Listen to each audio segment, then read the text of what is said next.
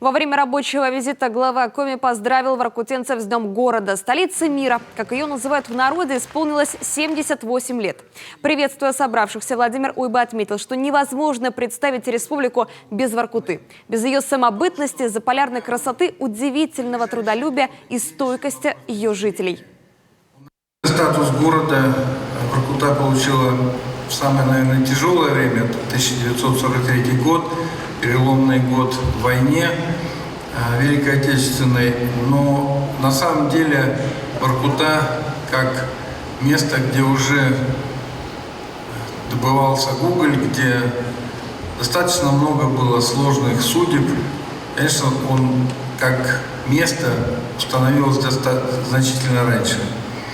И начало такой активной работы – это, конечно, война, когда уголь был на вес золота, и уголь – это был тот же снаряд, который точно так же сокрушал врага. Поэтому, конечно, героические усилия и титанический труд, который в тот момент Воркута и жители Воркуты показали, это, конечно, свой праведный бой на такой же войне, только на трудовой войне.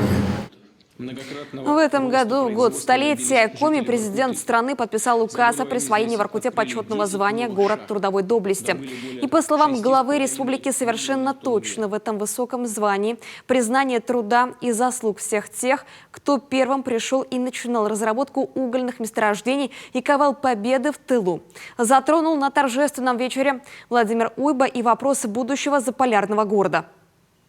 Сейчас я могу совершенно точно сказать, не просто по книжке или там по написанному, что у Воркуты есть будущее, и оно точно совершенно не ограничено никаким 2030 годом, и никакой последней шахты в 2030 году в Воркуте не закроется. Это я говорю сейчас с особой гордостью.